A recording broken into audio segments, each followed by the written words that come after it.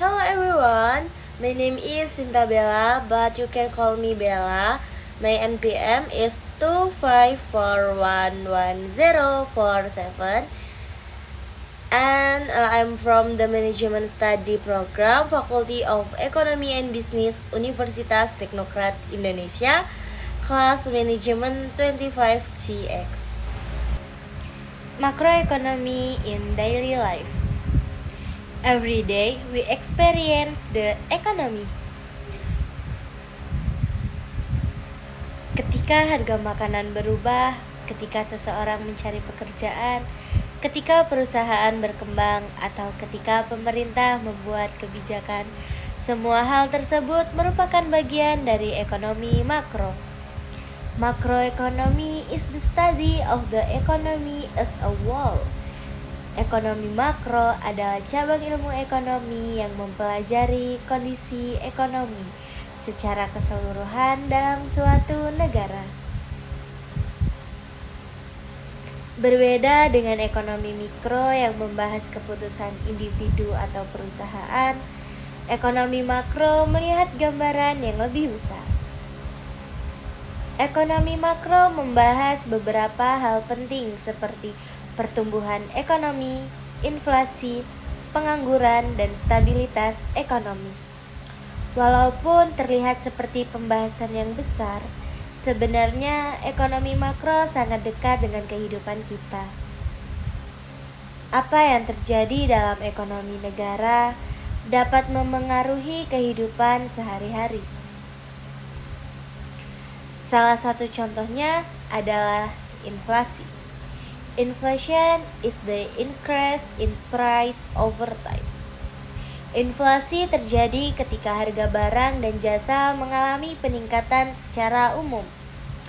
Contohnya, harga beras naik, biaya transportasi meningkat, atau harga makanan menjadi lebih mahal.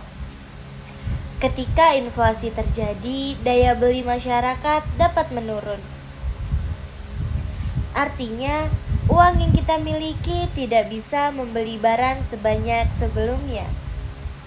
Jika sebelumnya uang 10.000 dapat membeli beberapa kebutuhan, setelah harga naik, jumlah barang yang didapatkan bisa menjadi lebih sedikit. Karena itu, inflasi menjadi salah satu hal yang harus diperhatikan dalam perekonomian. Selain inflasi, masalah lain dalam ekonomi makro adalah pengangguran. Employment is when people who want to work cannot find job. Pengangguran terjadi ketika seseorang memiliki kemampuan dan keinginan untuk bekerja, tetapi belum mendapatkan pekerjaan. Dalam kehidupan nyata, pengangguran dapat terlihat dari banyaknya lulusan yang sulit mencari pekerjaan atau perusahaan yang melakukan pengurangan tenaga kerja. Ketika pengangguran meningkat, pendapatan masyarakat dapat menurun dan kesejahteraan ikut terdampak.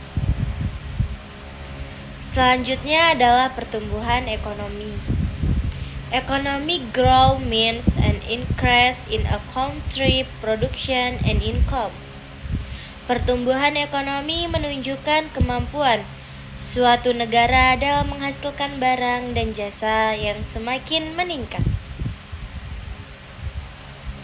Ketika ekonomi tumbuh, biasanya lebih banyak perusahaan berkembang, lapangan pekerjaan bertambah, dan masyarakat memiliki lebih banyak kesempatan.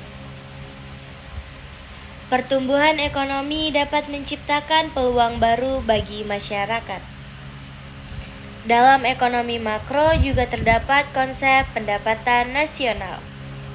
Pendapatan nasional menunjukkan total pendapatan yang dihasilkan oleh aktivitas ekonomi suatu negara. Salah satu konsep yang sering digunakan adalah GDP atau Gross Domestic Product. Secara sederhananya, Y sama dengan C plus I plus G plus dalam kurung X min M, C berarti konsumsi masyarakat, I berarti investasi perusahaan, J berarti pengeluaran pemerintah, X min M berarti ekspor dikurangi impor. Dalam kehidupan sehari-hari, kita menjadi bagian dari konsep tersebut. Ketika kita membeli makanan, kita berkontribusi dalam konsumsi. Ketika perusahaan membuka usaha baru, itu termasuk investasi. Ketika pemerintah membangun jalan atau fasilitas umum, itu termasuk pengeluaran pemerintah.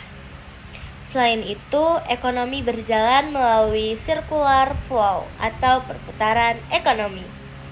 Masyarakat bekerja dan mendapatkan pendapatan. Kemudian masyarakat menggunakan uang untuk membeli barang dan jasa.